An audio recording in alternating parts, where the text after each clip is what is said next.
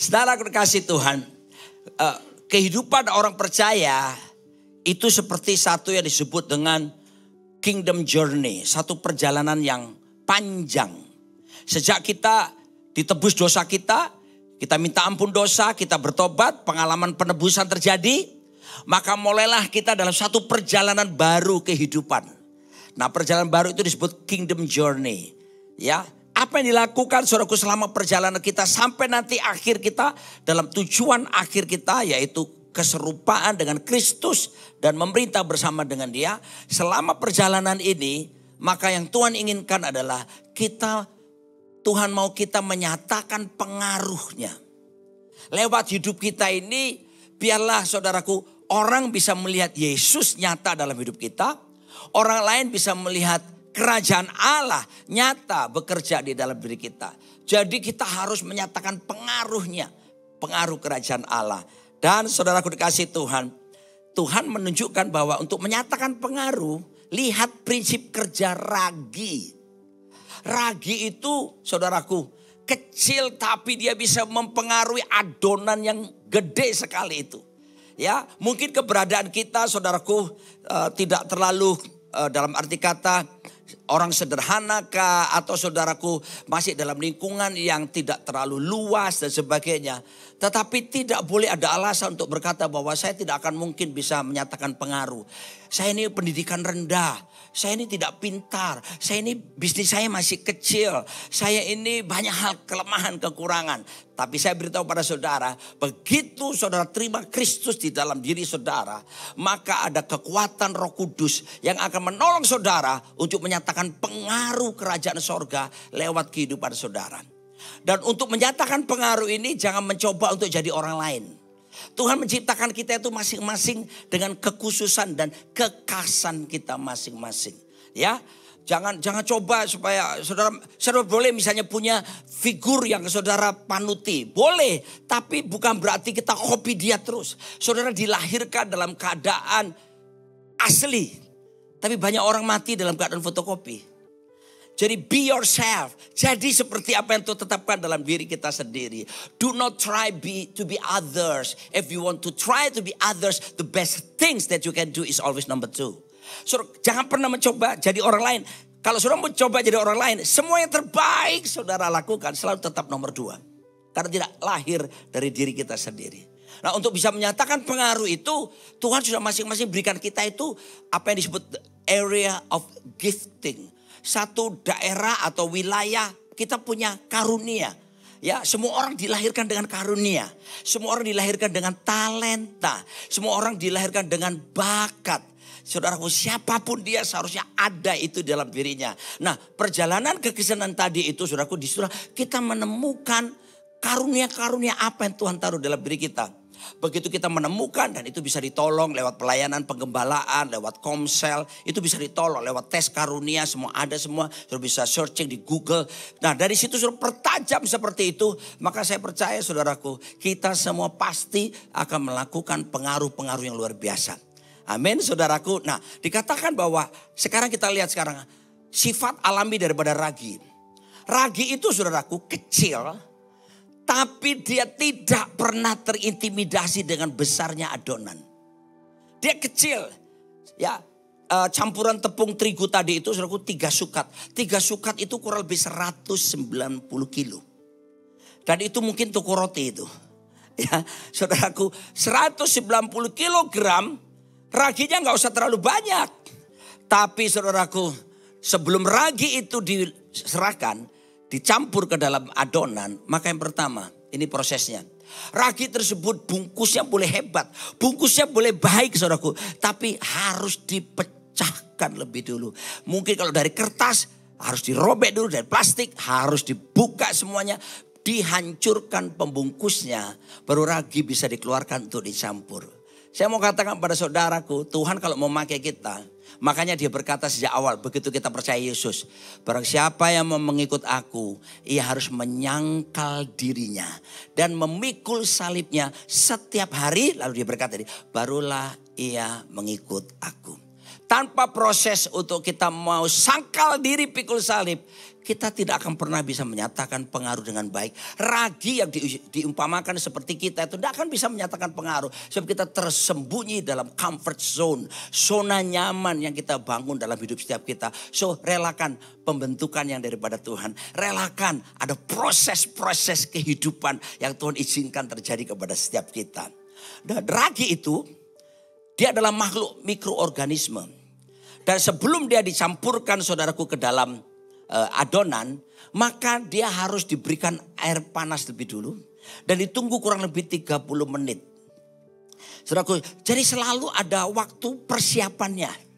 Ya, persiapan yang baik akan menghasilkan hal-hal yang baik. Saudara yang pernah menekuni tentang manajemen, tentang planning, saudara pasti akan membuat sesuatu harus ada perencanaan yang matang. Karena perencanaan yang matang, ada beberapa ahli berkata, paling tidak sudah menol 50% pekerjaan telah kita lakukan.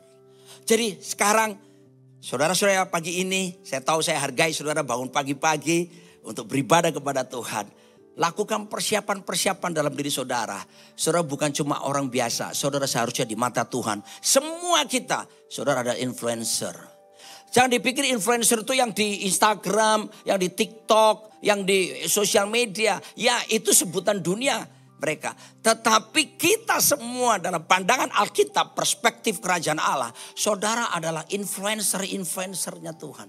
Di komunitas saudara masing-masing. Di marketplace yang Tuhan percayakan kepada saudara. Dimanapun saudara berada, your mission field is where God puts you. Ladang misimu adalah tempat di mana Tuhan tempatkan saudara. Semua orang pasti bisa menyatakan pengaruh. Kalau saudara perhatikan kebenaran firman Tuhan. Yang pertama, dia kecil. Tidak terintimidasi. Lu boleh gede adonan, gua kecil. Tapi gua tidak akan keder. Gua tidak akan takut untuk menguasai kamu. Karena aku ada justru untuk mempengaruhi kamu. Saya kasih tahu saudara. Begitu saudara bertobat. Saudara mengundang Yesus sebagai Tuhan dan Raja. Maka Alkitab berkata, roh yang di dalammu lebih besar dari semua roh yang ada di dunia ini. Mau bilang roh apa kek saudaraku. Roh wewe gombel kek. Roh mak lampir kek. Saudara bisa roh apa? Roh setan model apapun saudaraku. Yang ada di dunia ini Alkitab bilang roh yang di dalam kita. Termasuk Roh Kudus yang di dalam kita. Lebih besar dari semua roh yang ada di dunia ini. Bahkan Alkitab berkata iman kita mengalahkan dunia ini. Saudaraku, firman Tuhan mengatakan seperti itu. Saya mengajak saudara begini ya. Percayalah apa yang dikatakan Alkitab tentang kita. Lebih daripada dunia katakan tentang kita.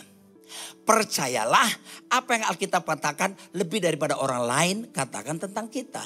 Percayalah apa yang Alkitab katakan tentang kita lebih dari diri kita sendiri pun seringkali mengatakan tentang kita. Jadi saudara aku dikasih Tuhan, dia gak khawatir dengan besarnya adonan. Artinya apa? Dia tahu siapa dirinya di dalam Tuhan. Ini berbicara tentang betapa pentingnya kita tahu siapa kita, identitas kita di hadapan Tuhan. Ya, ada orang berdoa begini saudaraku, supaya kelihatan rohani dan rendah hati. Doanya seperti ini, Tuhan, siapakah kami ini di hadapan-Mu? Kami ini seperti cacing-cacing di hadapan-Mu. Kelihatannya rendah hati doanya saudaraku. Tapi it is not your identity in Christ. Kita adalah cacing-cacing. Kalau kita bilang kita cacing-cacing, bapak kita apa? Ular kali? No, kamu bukan cacing. Karena saya sering dengar ada orang supaya kelihatan rendah hati. Ya, ada orang kalau berdoa bahkan kalau doa makan aja. Doa makan nih. Tuhan, kami teringat saudara-saudara kami di Ethiopia. Di Afrika bagian pedalaman. Kelaparan. Dalam hati saya gak usah doain mereka lah, kirim duit. Jadi saudara tahu, you have to know your identity in Christ Jesus. Saya mesti jelas siapa saya ya di hadapan Tuhan. Saya akan tunjukkan saudara identitas kita. Saya harap saudara percaya apa yang kita katakan daripada pandangan saudara tentang saudara. Yang pertama, Kejadian 1:26 berkata, kita diciptakan serupa segambar dengan Tuhan. Wow, bahan dasar kita ini saudaraku. Kita ini DNA yang ada pada kita itu keserupaan dengan Tuhan. Tidak ada makhluk di seluruh dunia ini yang pernah ada dan yang akan datang ada, yang diciptakan dalam keserupaan dengan Tuhan. Hanya saudara dan saya. Ini menolong kita bebas dari rasa minder. Kenapa saudaraku? Dicipta serupa. Saya dulu punya masalah mungkin berbau mental illness. Kenapa? Saya minder. Ketinggian saya tidak berubah sejak SMP sampai sekarang. Hanya nggak sampai 160 cm. Jadi saya waktu SMA saya harus sekolah itu sepatu saya itu saya tambah kapas. Lumayan tambah 2-3 cm. Kalau saya jalan dengan cewek yang lebih tinggi dari saya sebab bingung. Padahal ceweknya mau loh. Saya bingung mau bersikap apa. Jadi seolah-olah saya mau ingin menyamai ketinggiannya waktu berjalan dengan cara merubah cara jalan. Kamu tinggal di mana? Supaya kelihatan sama. Saya betul-betul minder dengan ketinggian saya. Saudaraku, teman-teman saya waktu SMA tiba-tiba yang tadinya saya lebih tinggi mulai lebih meninggalkan saya dan saya ketinggalan. Cuma ada satu teman saya yang sama seperti saya yang tidak bergerak. Ke atas maksudnya. Dan saudaraku itu bertahun-tahun saya alami. Puji Tuhan tahun 87. Beberapa saudara, banyak saudara belum lahir.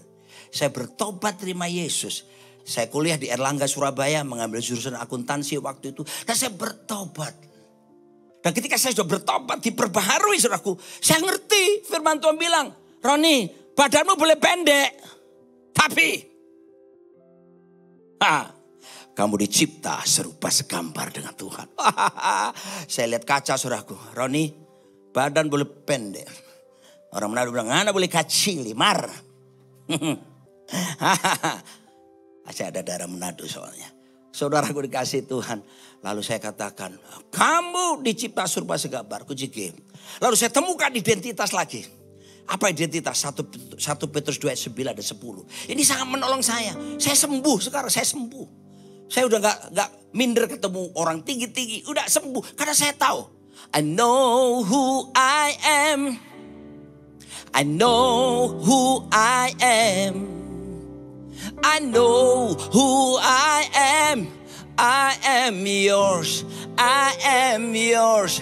You are mine. Jesus, you are mine.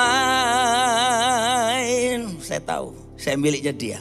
Saya dicipta serupa segambar. 1 Petrus 2 ayat 9 dan 10 berkata, kamulah bangsa yang terpilih, imamat rajani, bangsa yang kudus, umat kepunyaan Allah, untuk memberitakan perbuatannya yang memanggil engkau dari gelap pada terangnya yang ajaib. Saya ngerti. Saya bangsa terpilih. Imamat rajani. Bangsa kudus. Umat kepunyaan Tuhan sendiri. Sudah saudaraku. I know who I am in Christ Jesus. Itu membebaskan saya dari segala identitas yang salah di masa lalu saya. Saudaraku, tanpa kita mengerti siapa kita akan sulit menyatakan pengaruh. Tapi ada kabar baik buat saudara. Saudara dicipta serupa segambar dengan Tuhan. Identitas saudara akan memerintah bersama dengan Yesus. Alkitab berkata, saudara adalah bangsa yang terpilih, imamat rajani, bangsa kudus, umat kepunyaan Tuhan sendiri. Orang Ambon bilang, saya gak ada lawan. Yes. Kenali identitas saudara. Kecil, tapi dia tidak akan terintimidasi. Bukan berarti sikap sombong, enggak. Jadi karena saya ngerti sekarang siapa saya gak ada rasa minder lagi. Bahkan teman-teman saya bergerak di bidang misi saudara ya. Bule-bule yang tingginya itu saya cuma segininya saudaraku. Tapi sekarang saya bisa ngobrol sama mereka sambil jalan WhatsApp men. Gak perlu gini lagi. Sulit kalau sama bule tinggi makanya mau gini jalannya emangnya. Haleluya. Kasih tahu kiri kanan saudara. Identitas kita serupa dengan Kristus. Kasih tahu jangan lihat saya terus. Nanti saya curiga. Apalagi yang cowok lihatin saya terus. Curiga saya nanti. Kamu bangsa terpilih. Kamu imamat rajani. Kamu bangsa kudus. Kamu umat kepunyaannya Tuhan sendiri. Bicara soal aset. Kalau saudara punya properti. Saudara akan jaga baik-baik kan properti saudara. Kok saya nggak ada respon pagi ini ya? Halo, saya berhadapan dengan manusia. Do you understand what I mean? Yes, I stand under you. Gini, saudara ngerti bahasa saya ya? Bahasa Indonesia saya tadi ya, oke. Saudara tidak akan sembarangan dengan barang yang saudara sukai. Betul tidak? Saya punya HP ini, ya. Nggak usah saya tunjukkan mereknya, tapi dari belakang sudah bisa tahu. Ini yang mahal. Nah mungkin saya sembarangan. Padahal ini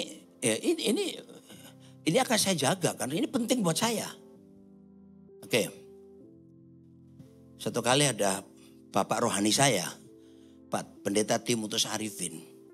Dia kasih saya cincin ini. Karena kami sudah bersama puluhan tahun, dia bilang, Roni ini saya kasih kamu cincin. Cincin ini ada sejarahnya, dia bilang. Apa sejarahnya? Ini dulu punyanya Pak Niko Nyotor Harjo. Terus kenapa Pak? Setelah sekian lama dipakai Pak Niko. Ini benda berharga Roni. Dikasihkan ke saya kata Pak Arifin. Oh gitu Pak. Dan bertahun-tahun dipakai sama Pak Arifin. Pak Arifin bilang, saatnya saya serahkan ke kamu. Saya tinggal apa? Terima gitu kan. Saya terima. Dan ini punya riwayat. Pendeta Insinyur Niko, Pendeta Timotius Arifin, dan sekarang Pendeta Roni Daud Simeon. Jadi saya jaga baik-baik Don. Makanya tadi kebaktian kan saya gini kan puji-pujiannya. Bercanda, kalau yang tadi bercanda. Saya tidak akan sembarangan. Di rumah saya taruh di tempat yang bagus, di kamar saya. Saya tidak akan mungkin taruh di toilet. Saya akan taruh saudaraku di dapur. Ini berharga buat saya. Dengar saudara, Alkitab bilang, kamu berharga di mata Tuhan. Kamu biji mata Tuhan. Kamu umat kepunyaan Tuhan. Saya beritahu saudara, Tuhan pasti jaga kamu. Kecuali kamu menolak untuk dijaganya. Kamu terlalu berharga. Sampai dia rela mati di atas kayu salib. Demi menebus dosa saudara dan dosa saya. So, kasih tahu lagi kiri kanan. Supaya yakin saudaraku ya. Agak dingin ya beberapa saudara. Gak apa-apa sih kalau kedinginan. Kasih tahu kiri kanan. Kamu berharga di mata Tuhan. Itu identitasmu. Bilang sama dia lagi. Jangan minder. Hidungmu boleh pesek. Tapi yang penting lubangnya menghadap ke bawah. Bayangkan lubang hidupmu menghadap ke atas. Kamu kesulitan di musim hujan. Apalagi sekarang yang ke gereja naik motor. Di tengah jalan hujan tampung semua air di sini. Sampai gereja keluar pohon kecil seret. Oke. Jadi jelas ya. You have to know your identity in Christ Jesus. Yang kedua, sifat ragi yang kedua adalah apa? Ragi yang kedua itu adalah diaktifkan. Dia bisa diaktifasi oleh panas dan tekanan. Betul kan? Saudara yang buat roti di sini nggak bisa habis saudara campur. Biarin aja, diamin. Ntar dia kembang-kembang sendiri. Sampai Yesus Kristus datang nggak akan berkembang. Sampai saudara meninggal pun tidak akan berkembang. Kecuali dimasukkan ke oven. Dipanaskan. Baru dia bisa berkembang. Kan begitu sifatnya ragi. Dengar saudaraku. Kalau saudara ingin dipakai Tuhan untuk terus menyatakan pengaruh. Seringkali Tuhan izinkan ada panas dan tekanan. Apa itu? Proses-proses kehidupan. Jangan ditolak yang namanya proses. Dan berapa banyak orang Kristen terlalu rohani. Setiap ada masalah selalu ditengking. Tidak semua masalah itu datang daripada setan. Ada masalah memang dan lebih banyak masalah yang memang Tuhan mau kasih sama kita. Supaya kita bisa diaktifasi kemampuan kita seperti ragi. Untuk bisa mempengaruhi seluruh adonan. Maka bersyukurlah untuk setiap masalah yang datang. Sedikit-sedikit dalam nama Yesus. Kuasa setan yang datang lewat masalah saya keluar jauh-jauh. Kalau malaikat di sebelah gini, Tuhan yang kirim, kamu mau apa? Urat leher kita bisa putus saudaraku, tengking-tengking, dia akan pergi. Nikmati saja proses kehidupan. Mari saya beritahu saudara. Yesus berkata, teladan agung kita. Seorang murid tidak lebih daripada tuannya. Seorang murid tidak lebih daripada gurunya. Kalau gurunya pernah mengalami penderitaan, pernah mengalami aniaya, pernah ditolak, pernah difitnah, pernah disalah mengerti, muridnya layak untuk menerimanya. Jangan percaya Injil kemakmuran yang berkata, wah percaya Yesus, kaya, sukses. Orang Surabaya bilang, embel. Gak bisa. Saudara lewati proses kehidupan. Alkitab berkata untuk masuk kerajaan Allah, kamu akan menderita berbagai aniaya. Itu jelas Alkitab. Sangkal diri pikul salib, bukankah itu bagian daripada untuk kita mengalami proses? Jangan pernah ditengking. Enjoy the process in your life, my friend. Sebab itu akan mendewasakan kamu. Akan menumbuhkan iman kamu. Dan membangun satu kesadaran baru. Apa saudaraku? Kebergantungan mutlak kepada Tuhan, sumber kekuatan dan pengharapan. Kalau enggak sombong kita, gue banyak duit. Gue bisa bayar polisi. Gue bisa bayar hakim. Gue bisa bayar kok. Gue bisa pakai duit. Lu tahu KUHP? Kitab Undang-Undang Hukum Pidana. Buat gue sih tidak. Apa? Kasih uang habis perkara. Gue punya power. Gue punya pangkat. Gue punya jabatan. Gue bisa atur. Silakan. Akan ada satu waktu bagi anak-anak yang dicintainya. Saudara akan ketemu satu yang disebut mentok. Itu bahasa Ibrani saudaraku. Mentok. Udah. Dari situlah kita boleh. Berapa orang baru sadar datang sama pendeta. Pak pendeta. Bolehkah bantu doa? Belum ngomong cerita langsung. Udah habis. Udah suap sana, udah cogok sini, apa semuanya gak ada hasil. Udah pergi ke dukun, udah gini gak ada hasil. Akhirnya gini. Oke. Tuhan, masihkah kau mau mendengarkan doaku? Sepi, gak ada jawaban. Tuhan, masih gerangan kau terima sembahku. Sepi, surga tidak menjawab. Kesel, jengkel. Kau udah bayar berpuluhan. Udah sumbang gereja. Udah kasih pendeta. Udah transfer ke hamba-hamba Tuhan di desa. Kok gak berubah-berubah? Lalu muncullah kalimat berikut ini. Mana tanganmu? Tuhan ditantang. Mana tangan lu? Saya kasih tahu berapa besar tangan Tuhan ya. Supaya saudara jangan sembarangan kalau berdoa. Yesaya 40 ayat 12 berkata. Siapa yang mengukur langit hanya dengan jengkal tangannya? Coba buat jengkal begini. Tolong. Yang bisa ngerti bahasa Indonesia. Ada yang 1 meter? Ada yang Bu, 1 meter, 50 cm, maju, foto sama saya. Tak masukin Instagram saya. Roni Daud Simeon. Wih, ada orang jemaat ICI dengan jengkal 50 cm. Saudara pasti ditarik wartawan untuk saudara diwawancarai. Alkitab berkata, siapa yang mengukur langit hanya dengan jengkal tangannya. Jengkal tangan Tuhan itu bisa mengukur langit. Langit jauh atau tidak? Bukan cuma jauh. Saudara kalau terbang long haul, pesawat yang ke luar negeri itu. Saudara kan udah di ketinggian paling tinggi kan. 11-12 kilometer dari bumi ya, kurang lebih gitu kan. Waktu saudara lihat ke atas gini masih ada langit gak? Ya gak kayak plafon gini langsung ada batasannya gitu. Langit masih jauh. Tuhan masih ukur gini. Gede gak tangan Tuhan? Kalau dia pakai cincin berlian segede apa matanya? Gitu saudara tidak, mana tanganmu? Enjoy the process. Siapa menakar air laut hanya dengan lekuk tangannya? Tuh kita seluruh jumlah air laut seluruh dunia cuma selekuk tangan Tuhan. Cuma segininya. Ingat ibu-ibu waktu masak sup ayam, brenebon atau apa di masjid. Habislah. Seluruh jumlah air laut ditampung cuma segini tangan Tuhan. Anak kecil aja ngerti loh. Dia respon terus ketawa terus dari tadi. Si Nyo. Nanti pulang ya. Set. Jadi kalau ada teman-teman lu ntar kalau di sekolah bilang. Tuhan gua. Lu kok bisa gitu? Ceritain ceritanya ya. Tidak ada yang lebih gede daripada Tuhan kita. Dan dia sangat besar. Persoalanmu terlalu biasa. Dia sanggup menolong saudara. Tapi lewati proses-proses itu dengan mengucap syukur. Sebab Tuhan apa? Sebab Tuhan maha besar dan sangat terpuji.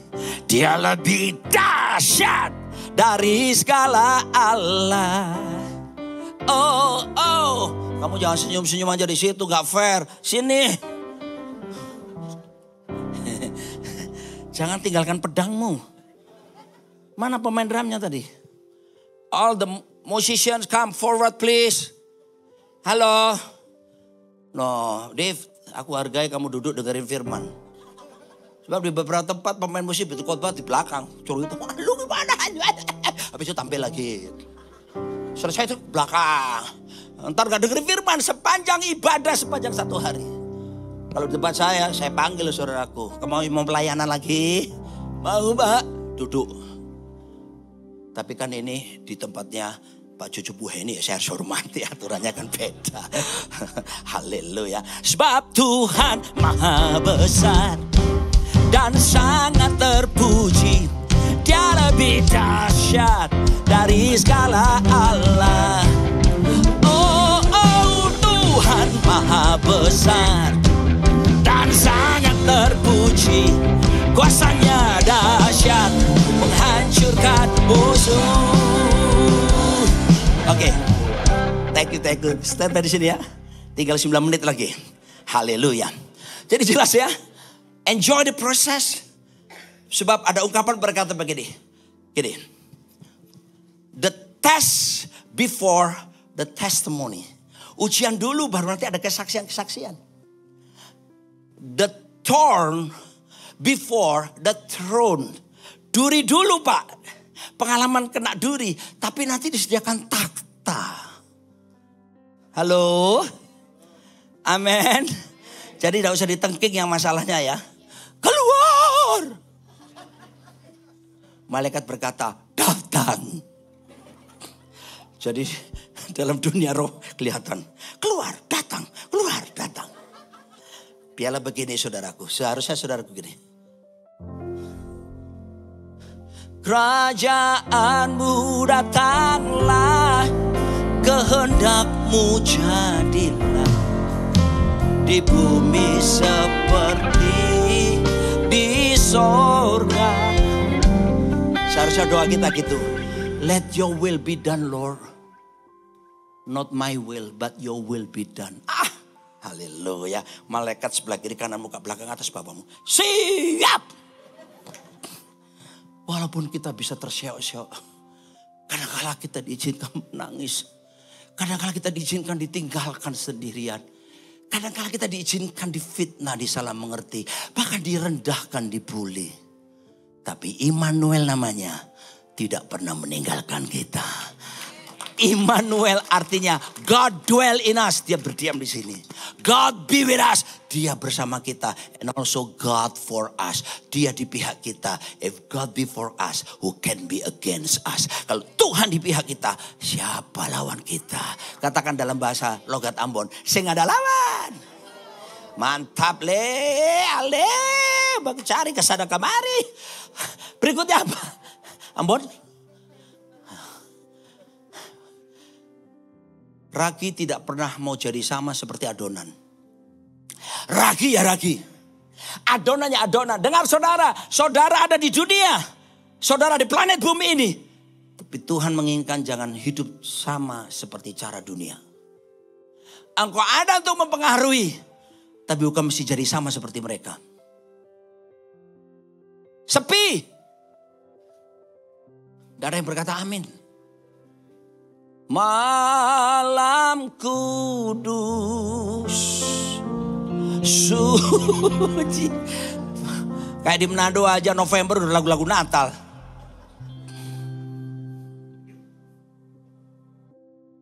Kasih tahu kiri kanan. Jangan jadi sama dengan dunia. Sekalipun kita ada di dunia. Jelas loh. Kalau hitam ya katakan hitam. Kalau putih bilang putih. Gak pernah bisa dicampur jadi abu-abu. Sudahlah sana. Gak bisa kita bisa berkompromi. Gak bisa. Tolong jangan lihat saya dengan mata yang marah seperti itu. Saya sedang menyampaikan firman ini. Oke, next slide. Terus, wargi. Mengingat waktu saya langsung loncat. Next.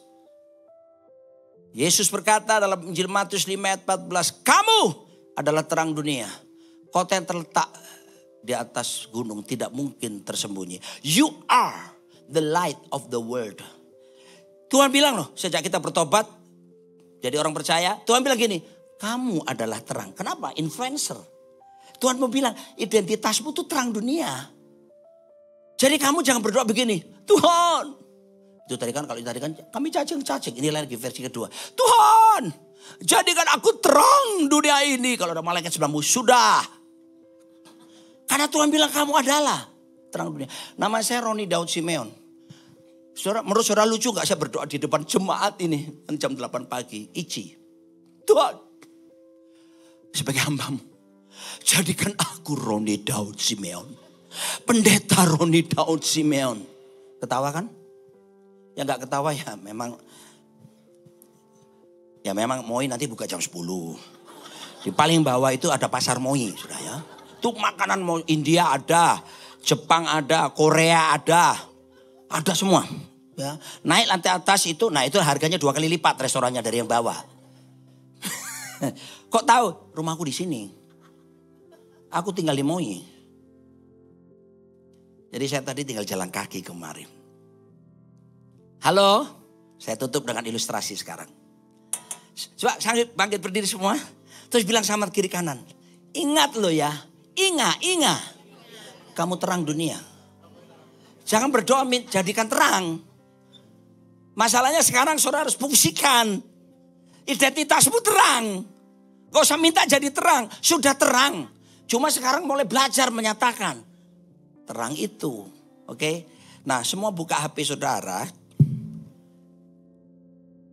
Ada yang gak punya HP? Aduh. Jemaat. Ici ada yang gak punya HP, tolong sampaikan Pak Jojo. Ya, di atas, di bawah itu ada Eraphone, ada anunya Apple, ada yang Samsung apa, ya, ada yang Oppo. Tolong flashlightnya dinyalakan. Agak cepat, 3 menit waktu saya. Oke, dalam ilmu pengetahuan, tolong disajikan. Ini saya ngomong sekarang science. Di setiap sinar ini Pak, selalu ada 3 jenis sinar. Ini menurut ilmu pengetahuan. Pertama namanya luminiferous. Luminiferous sinar yang terlihat jelas dengan mata kita. Ya ini seperti ini. Ini luminiferous kelihatan. Yang kedua actinic, sinar yang tidak dapat dilihat oleh mata biasa. Ada tapi gak kelihatan. Saya kasih contoh. Yesus bilang dalam Yohanes 8 ayat 12. Akulah terang dunia. Nah, saudara berapa banyak? Cu Yesus channel ya? Cu Yesus channel. Saya wasinli. Saudara percaya Yesus terang dunia? Dia di mana? Wasinli. Ya, di sini. Kelihatan enggak? Tapi ada enggak? Itulah aktinik. Paham sekarang? Ada terang tapi tidak bisa dilihat. Terang yang ketiga namanya klorid. Katakan klorid. Sinar yang seperti dirasakan panasnya ketika menyentuh kulit. Kalau ini saudara dekatkan gini terus menerus. Lama-lama hangat. Artinya apa? Saudara harus menyatakan pengaruhnya sampai sekitarmu terasa betul tentang pengaruh yang saudara harapkan. Tuhan mau saudara jadi seperti itu. Amin. Jadi jangan ragu-ragu, matikan sekarang. Kasih tahu, kamu terang dunia. Udah berfungsi sekarang.